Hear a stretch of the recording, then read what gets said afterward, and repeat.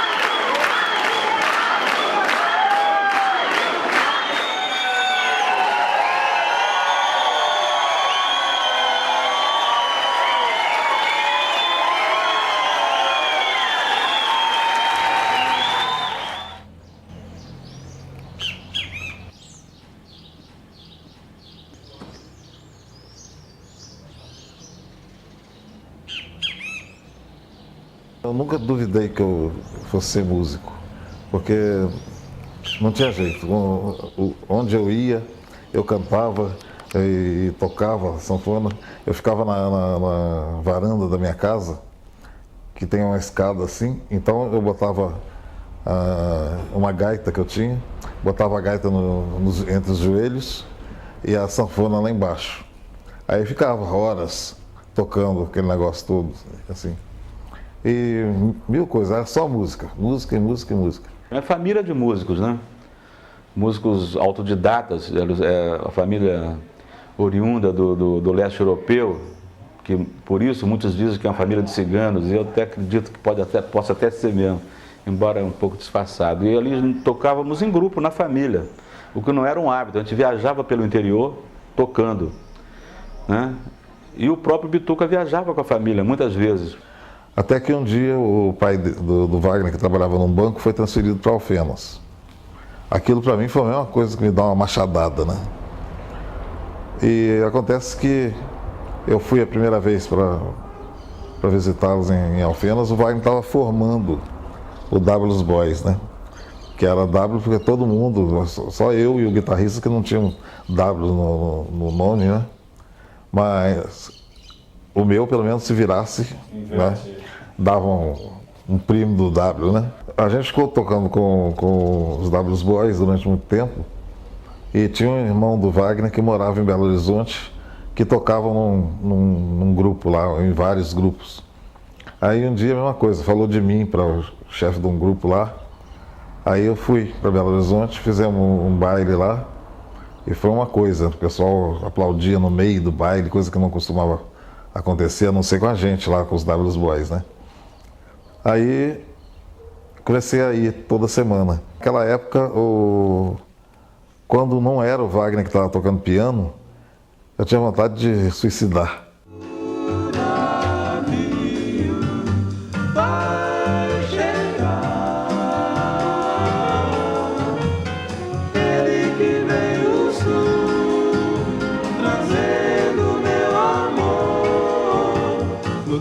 No mar azul, vai navegando e assim estou a esperar cada vez mais para amar você, certo que também não me esqueceu esse tempo. Um dia o Wagner chegou lá na minha pensão e falou: Bituca, hoje nós vamos tocar no berimbau, vamos começar uma... Eu falei: oh, coisa boa. Ele falou: mas só tem um negócio, você vai ter que tocar contrabaixo. Aí eu falei: Wagner, você tá louco? Eu nunca nem encostei a mão no contrabaixo, não sei como é que toca aquilo. Ah, bicho, se não tiver o contrabaixo, não tem o trio, então nós não vamos tocar. Aí começamos a tocar de noite lá, com o trio, que se chama o Berimbau Trio. Paulinho Braga, Wagner e eu. E teve um negócio na primeira noite, a gente foi tocando. Eu saí de lá com o dedo ardendo. 136. É 136? É. Certinho. Bom dia. Tudo bem? Tudo bem?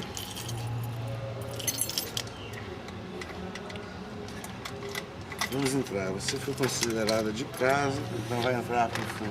Dá licença.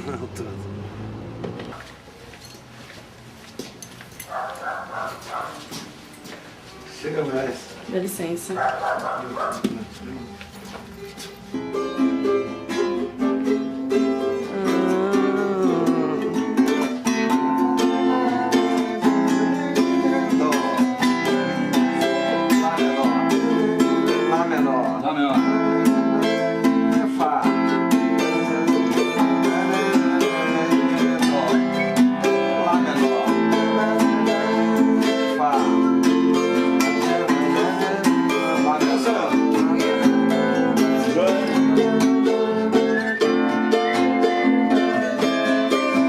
A luz aqui tá boa, eu também acho, a externa eu prefiro, eu acho mais legal. Eu só preciso, assim, porque eu tenho um microfone e uma entrada de microfone de lapela. Eu preciso arrumar um jeito microfone que pegue a voz de vocês dois. Isso é uma questão pra você resolver. Como faremos? Almofadas também servem pra várias coisas. Para dormir.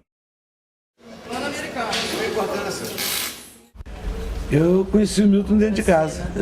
Eu conheci, eu já até mencionei isso, né? Eu conheci ele lá dentro do quarto, né? Do quarto dos homens, que era o quarto meu, do Lô, do Marilton, etc. Eu cheguei da escola, tava ele lá ensaiando. Tava ele, o Wagner e o Marilton ensaiando dentro do quarto.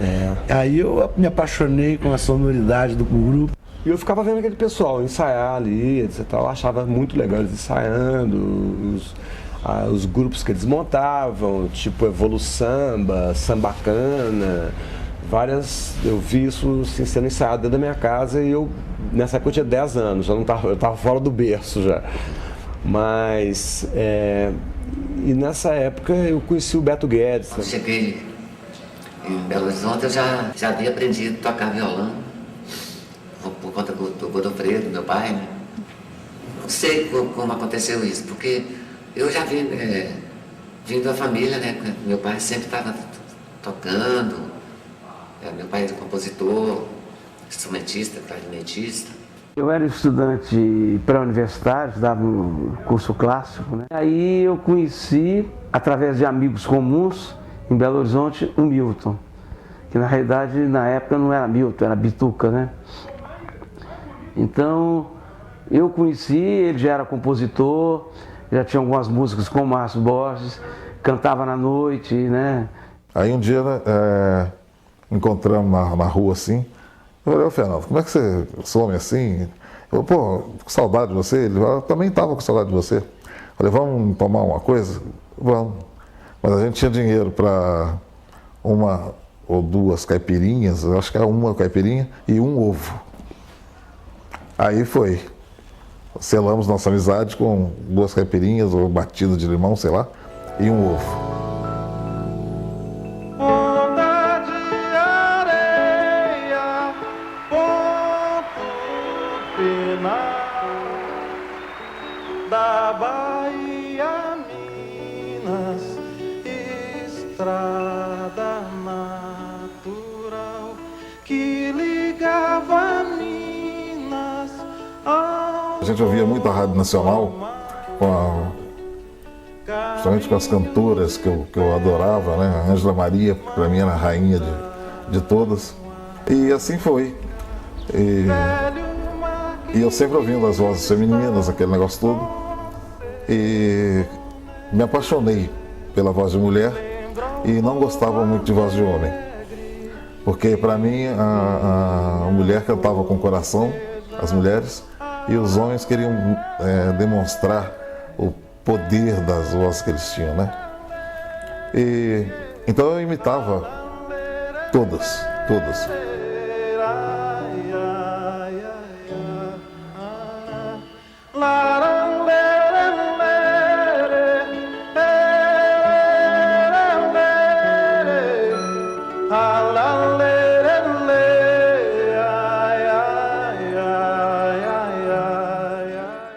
Eu não digo que foi eu que transformei o cara num músico profissional, que eu não tinha esse poder.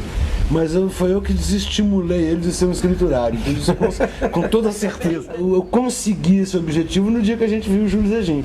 Que aí essa noite ele ficou tocado pela mágica da criação, falou: você tem toda a razão. Aí entramos os dois na sessão das 2 e saímos às 10 da noite. Aí quando a gente saiu, eu cheguei para ele e falei: ó, na sua casa tem violão, tem caderno e tem caneta.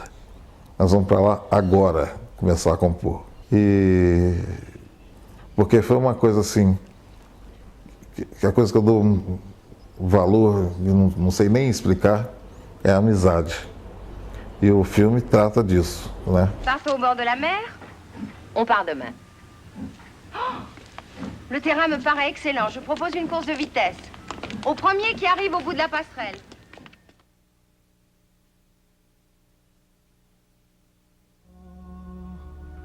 Jovem, junto com o luar, gritando longe uma voz e traz no cabelo a flor, eu vi vai girando ao redor de você. Vem para mim encontrar a roda de palmas levou nosso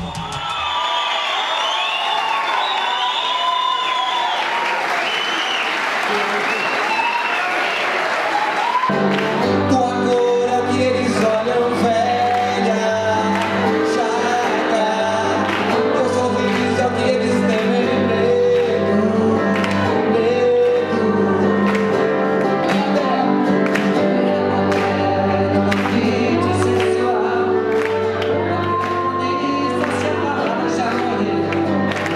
Tinha estourado The Beatles no mundo e me lembro que foi o Lobo que convidou até para ir assistir o Hardest Night. Aí eu comprei o disco mais tarde, comecei a tirar as músicas, né, que eu tocava violão. Aí ficou aquela febre de Beatles e tal. Aí a gente fez um grupo. Escutei o disco, quer dizer, as músicas que eram do filme, né? Pude ter aquilo em casa, né?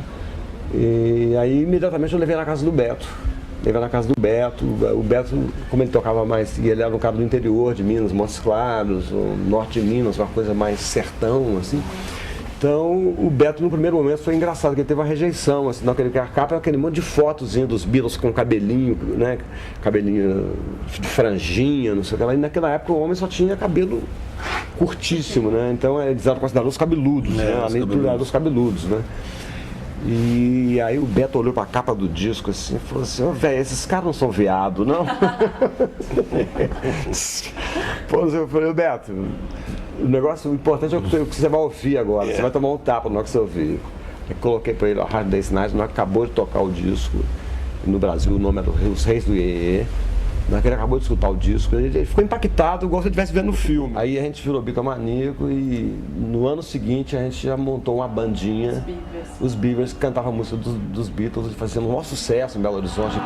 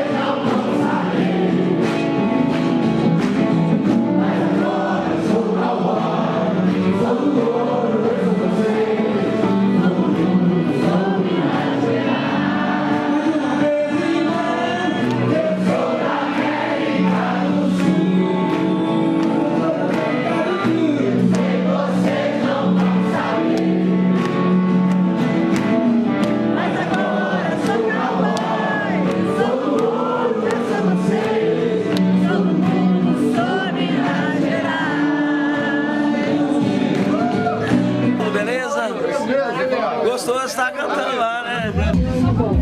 Valeu, grande show, hein? Maravilha! Acho que a gente tem que fazer show pelo Brasil inteiro e pelo mundo inteiro. Né? Deu pra ver aqui na Serra, né, que é maravilhoso, que existe público pra música da gente. Né? Tô super feliz, eu acho que é isso aí. Todo mundo sabe cantar tudo, então vamos lá. Assim, dá uma palavra aqui pós-show. Uma palavra pós-show. Foi um show muito gostoso, muito lindo, muito bom de fazer. O povo estava vibrando, uma energia muito legal. Nós todos estamos aqui muito felizes e alegres, como você pode ver. Porque o que a gente mais adora fazer é isso, é essa comunhão. Principalmente quando o povo vem, aprecia nós, e nós então morre no áspero, mas não esperneia.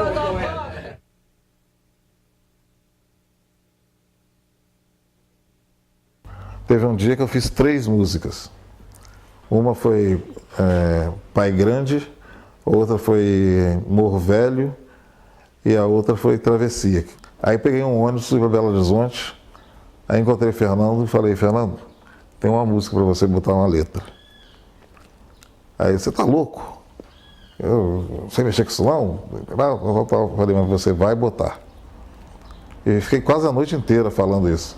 Aí uma hora ele se rendeu mais ou menos e falou, e se ficar ruim? Aí eu falei, você sabe aquelas coisas que acontecem com a gente quando a gente bebe até coisa e que acha que a pessoa que bebeu com você é o maior amigo que você tinha, você isso, você aquilo. Em vez da gente ficar falando isso, a gente canta ela. Eu falei, tá legal. Aí voltei para São Paulo, mais tarde vim de novo, ele estava com papel na mão. Aí eu perguntei, o que é isso aí, Fernando? Ele não é nada não. Aí continuamos lá no bar, aí uma hora, e ele não tirava o papel da mão. Aí Fernando, o que é essa porcaria desse papel? Não é nada, não é nada. Então, ou joga fora, ou eu vou te tirar esse papel e vou jogar fora. Ele levantou da mesa e falou, toma, e foi pro banheiro, morrendo de vergonha. Aí eu abri, e claro, né? A travessia, o que aconteceu é que o Agostinho dos Santos a colocou no Festival Internacional da Canção do Rio, ela acabou tirando o 2º lugar e tal, e ela foi talvez o veículo para o Milton ser conhecido não só nacional como internacionalmente. Eu acho que foi uma oportunidade, quer dizer, ela abriu o espaço para que a obra que o Bituca já tinha, com o Marcinho, com ele mesmo sozinho, fosse conhecida, né? Então eu acho que abriu o caminho, né? Eu acho que foi o começo da nossa caminhada, né? Engraçado porque o Mazagão, que era o dono do festival, quando o Travessia tirou o 2º lugar, ele começou a gritar, marmelada! Marmelada! Só voz nas estradas, já não quero parar, meu caminho é de pedra, como posso sonhar? Sonho feito de brisa, vento vem terminar, vou fechar o meu prato, vou querer me matar.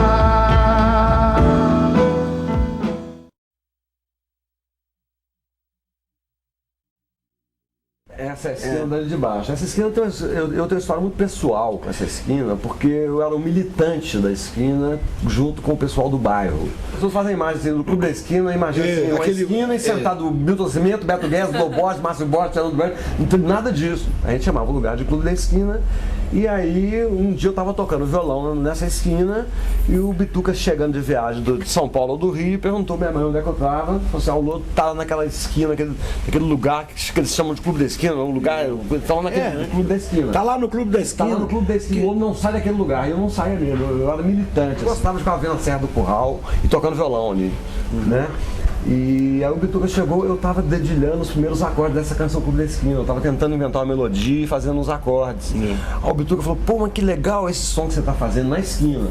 falou, pô, vamos fazer essa música junto. Eu falei, pô, claro. Ele falou, só que eu quero fazer dentro da sua casa. Nós vamos pra dentro da sua casa, vamos sair da rua. Não quer fazer na rua, não, vamos sair dentro. Quer fazer na rua, aí eu pra casa. Uma coisa que eu tava... E eu cheguei da aula, ou do trabalho, não sei, e tava exatamente, eu vi essa cena. Tava o Lô e o Bituca, eles tinham acabado de compor a melodia, a harmonia, e tocando. E aí eu sentei perto, achei aquele negócio maravilhoso. E aí eu já não fui convidado nem nada, mas eu imediatamente já peguei um lápis e um papel, falei, vou botar uma letra nessa música. Aí eu peguei um outro violão e comecei a fazer um solo. E ficamos, tempo passando, nós ficamos lá, ficamos. Aí teve uma hora que eu abri o olho assim, estava o Marcinho Borges sentado no chão, escrevendo uma letra em cima da melodia que a gente estava fazendo, e a mãe do Lô em pé chorando, né? E foi a primeira música nossa, que é o Clube da Esquina, justamente, né?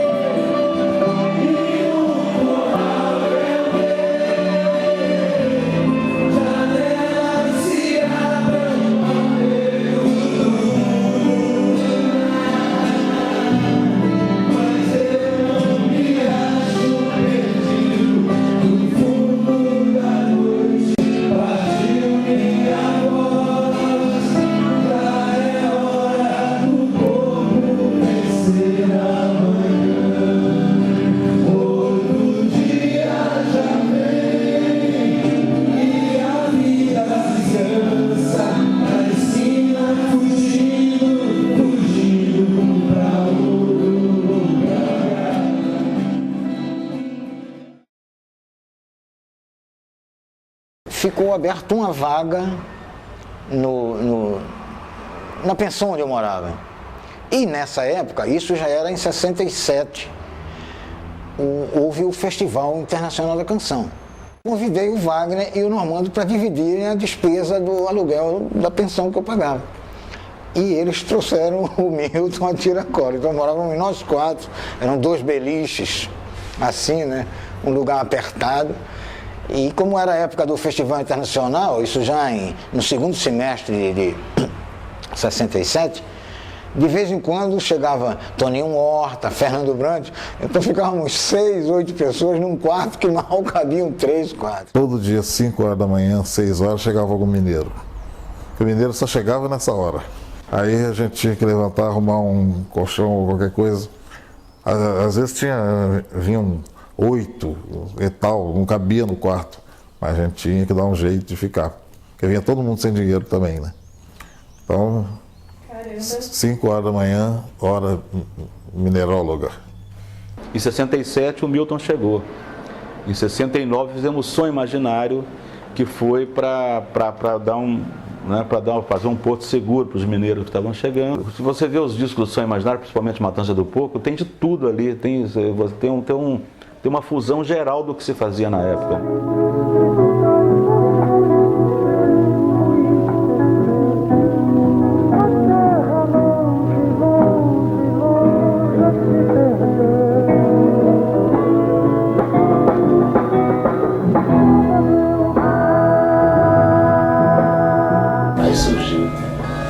Nascimento, Ilusão Imaginária. Aí foi um estouro assim, aquilo ali não acontecia nada, né? O Brasil estava todo parado, né? Daqui ele foi para São Paulo, né? Até hoje encontro gente no aquele show. No Teatro Gazeta, na Avenida Paulista, lotava toda noite, domingo tinha 2, 3 sessões. Que ano que era? A estreia foi Sexta-feira da Paixão de 1970. Ninguém fazia nada sexta-feira com minha carne. Eu sei que o cara, ele fez a estreia na Sexta-feira da Paixão. Foi, sei lá, mudou tudo na minha vida.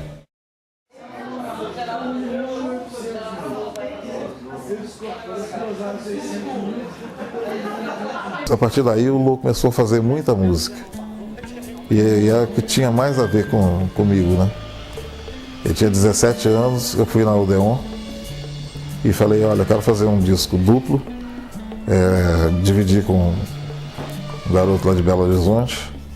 Foi um convite assim, completamente assim, inesperado. Pra mim era inesperado. Ele já havia gravado algumas canções minhas no álbum anterior dele, do Milton, do ano de 70. Eu sei que ele me convidou, ele falou assim, olha, eu tô te convidando, ele explicou por que ele estava convidando. Porque eu tô gravando músicas suas, você continua produzindo músicas, suas músicas são muito legais, eu queria que o meu próximo álbum fosse dividido com você e que o nome do álbum fosse Clube da Esquina e que fosse um álbum duplo, metade, assim, mais ou menos metade das músicas suas e metade das músicas minhas.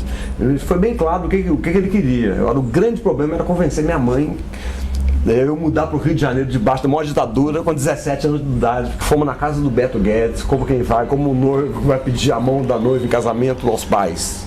Aí fomos eu e o Bituca fazer o pedido para a mãe do Beto. Chegou lá e a mãe do Beto, ô seu Milton, eu deixo Alberto ir sim, só que você tem que tomar muito cuidado com o Alberto, que o Alberto é do interior, o Alberto chegou há pouco tempo em Belo Horizonte, o Alberto não sabe nem atravessar a rua, eu tenho medo do Alberto ser atropelado no Rio, tem muito carro no Rio, eu tenho medo dos carros, o Alberto é muito distraído, mas ela deixou.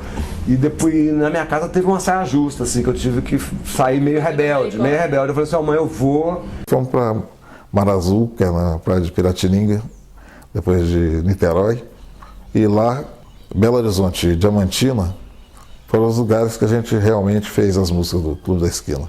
Principalmente lá, né? No Mar Azul. A lua morena, a dança do vento, o ventre da noite, sol da manhã. A chuva cigana, a dança dos rios, o mel do cacau, sol da manhã. Morena que temperou, cigana que temperou, o cheiro do cravo. A menina que temperou. Eu vi assim, muitas canções sendo compostas pelo Milton, ele viu eu compondo muita coisa. Era uma barata, a gente morava assim, ficava num quarto o Bituca compondo umas músicas, no outro quarto eu compondo outras músicas, e o Beto Guedes, igual um doutor, ele ia de quarto em quarto, vendo o que estava acontecendo. O Beto ficava assim passeando, ele não sabia qual. Normalmente ele ia pro meu quarto, que as músicas vinham tinha mais a ver com ele, né? Sol, girassol, verde, vento solar, você ainda quer dançar comigo? Vento solar, estrelas do mar, um girassol da cor de seu cabelo. Se eu morrer, não chore não, é só a lua.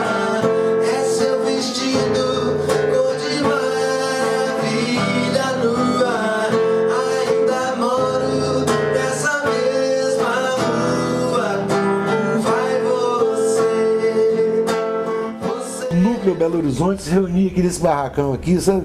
Então a gente discutia quem quer fazer que tipo de música, né? Falando assim, eles ficavam lá compondo, traziam as músicas pra gente, né?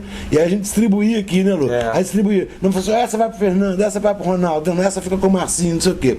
Então o Lô e o Bituca promoviam essa distribuição de quem quer fazer o quê. Então já era uma amizade muito antiga. Então, na verdade, ele convidou os amigos que ele achava que tinham talento, que eram mais próximos, que estavam músicos atuantes naquela época, para formar o time de músicos e compositores do Clube da Esquina. A gente foi pro estúdio sem ensaio, a gente chegava assim na hora e a música é essa, os músicos todos muito competentes e tal.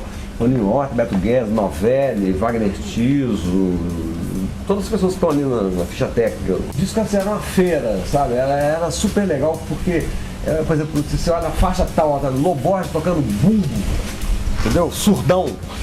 Então, percussão, a gente tocava várias coisas, então todo mundo interagia na música. Era gravado em 2 canais só, então você tinha que fazer tudo ao vivo, tinha que fazer toda a parte instrumental de uma vez só, numa sessão só, e a parte de voz numa sessão só. Então, quando você escuta lá Trem Azul, vocais Beto Guedes e Loborges cantando, e vocais Beto Guedes e Milton Nascimento, era tudo ao vivo. Eu cantava a música ao vivo, na hora dos vocais eles entravam ao vivo. Não tinha negócio com os recursos que tem hoje. É uma loucura, porque tem lugares assim que eu tô cantando comigo mesmo, fazendo uma outra coisa que eu não acredito no que está acontecendo. Mas quando eu lembro que tem só 2 canais, eu falo, meu Deus do céu. Eu tinha o quê? 19 anos, 20 anos. Aí ele disse, pô, você vai fazer a capa. Eu disse, mas Bituca, eu não sei, não tem nada a ver com isso. Ele disse, não, você vai fazer a capa. Eu disse, legal. E a capa foi andando, não se tinha uma definição da capa. Se tinha de se fotografar as pessoas, o quanto mais é possível. E dessa história de ir muito para a fazenda, de ir muito para Mar Azul, eu viajava muito. Aí eu bati essa foto dos 2 meninos numa estrada. Bati até através do vidro do carro, isso aí eu estava no carro. E aí nessa coisa de projetar foto lá em casa de noite, eu projetei essa foto e a gente tinha mania de projetar e botar uma capa branca assim do tamanho para ver como é que ficava, né? Aí eu vi isso, achei isso massa. Eu achava legal que ela era meio verde e amarela também, tinha um negócio do arame farpado passando em cima, não sei o que. Então falamos, vamos mostrar isso para o Bituca. Aí chamamos o Bituca lá em casa, projetamos, o Bituca olhou e disse assim, é isso aí, a capa é essa. Não teve muita discussão se é Lô, se é Bituca na capa, se não é, se não é. Porque era um álbum duplo, uma coisa que não acontecia no Brasil, você lançar um álbum duplo, né? E normalmente era só o simples, né? Mas o Milton já estava fazendo muitos anos, há muito tempo, shows no Brasil inteiro, então ele estava enchendo ginásio e tal.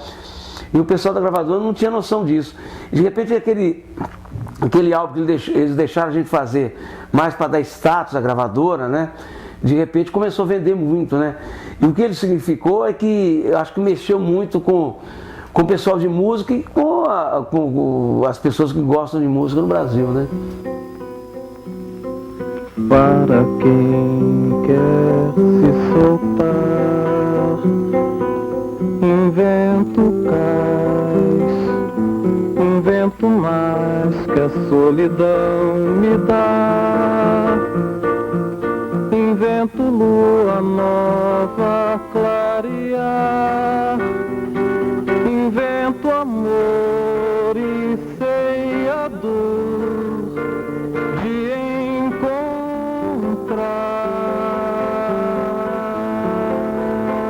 Por exemplo, São Vicente foi uma das primeiras músicas minhas a serem conhecidas na América Latina. E tem o Dos Cruces, em espanhol, que também foi uma loucura. Então, do Clube da Esquina, a gente começou a sair, né? Até que o mundo inteiro acabou descobrindo. Esse disco é tão fenomenal em termos do que acontecia no Brasil, é uma síntese do que acontecia no Brasil, uma síntese de alta qualidade, porque não era só um movimento em termos de pensamento, que você abdicasse de uma qualidade musical em função de um discurso estético, entendeu? Mas era a própria junção da coisa internacional, daquele momento internacional Beatles, com a coisa mais interior, mais sertão que tem, né? Que você pega umas violas de vez em quando assim, que tem uma coisa dessa mistura. Ó Minas Gerais, um caminhão, verão, leva quem ficou por 20 anos ou mais. Eu iria a pé, o meu amor, Tirena. Eu iria até meu pai sem um tostão.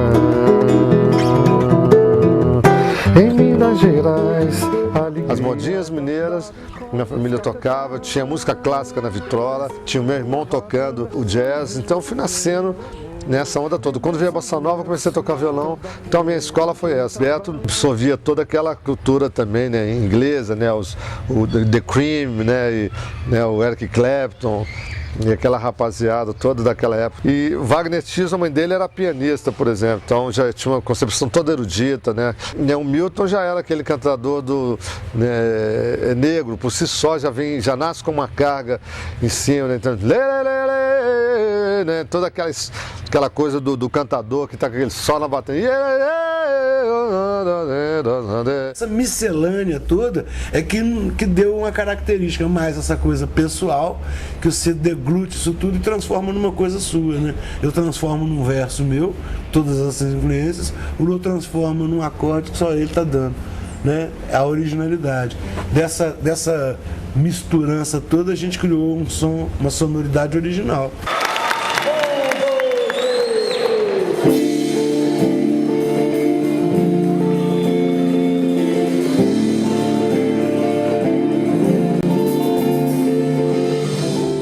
A estreia do Arrasto da Cidade talvez tenha sido em 63, isso ou 64. E a época também, do começo da ditadura, do golpe de Estado. Foi uma época impressionante. Foi um ano assim impressionante. Eu conheci Beto Guedes, Milton Nascimento, a ditadura, Beatles, tudo no mesmo ano.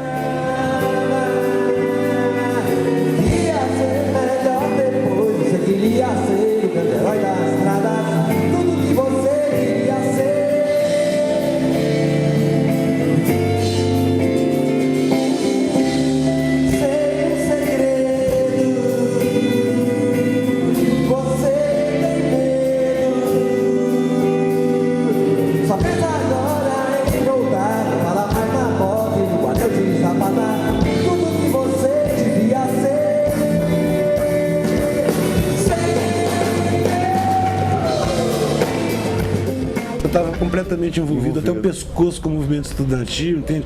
Com organização de greve, com organização de partido clandestino, essas coisas, né? Então aí realmente minha cabeça ficou um pouco a prêmio aí um tempo, sabe, que eu tive que esconder livros. Aquele sentimento assim de revolta contra a ditadura, de querer liberdade, democracia, essas coisas, né?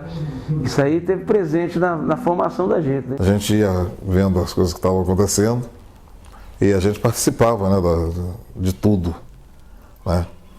E era uma coisa muito violenta e, por exemplo, vários artistas saíram do Brasil ou foram mandados embora ou saíram antes de ser mandados embora. E eu falei, eu não saio do Brasil por nada.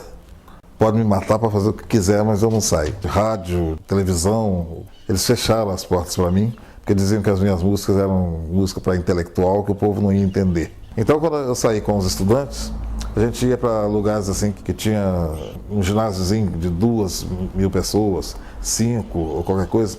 Em todo lugar o pessoal ficava louco com as músicas, né?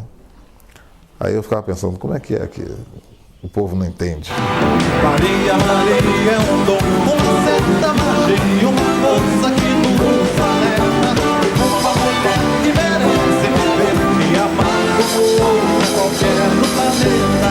Maria, Maria é o som, é a cor, é o suor, é a dose mais forte de uma gente que diz quando deve chorar e não vive apenas aguenta.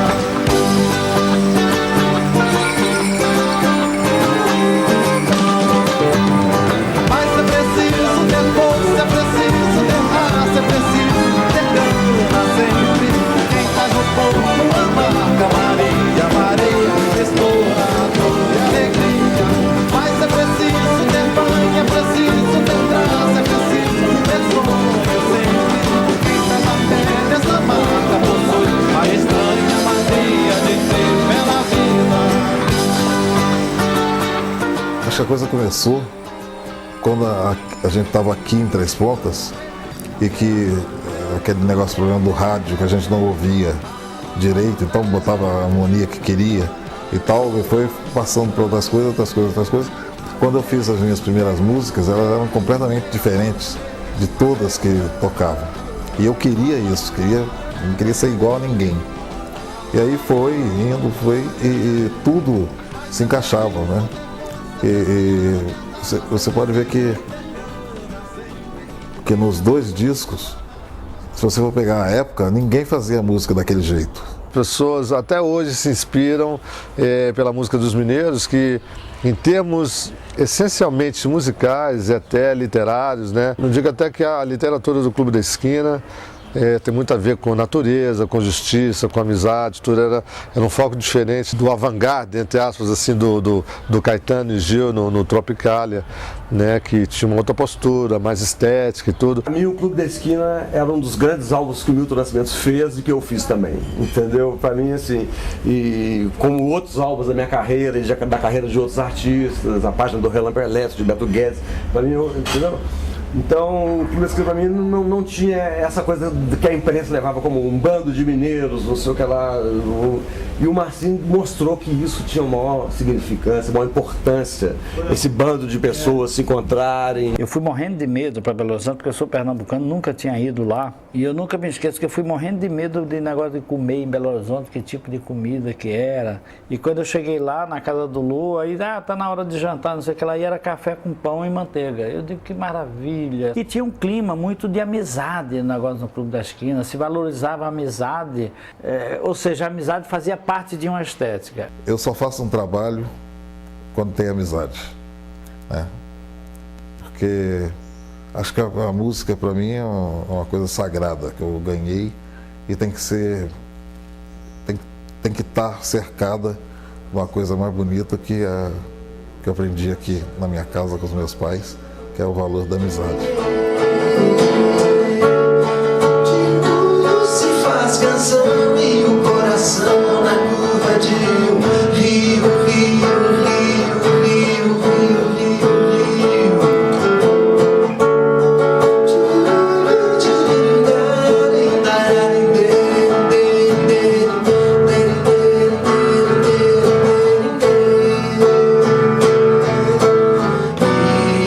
e lá se vai mais um dia.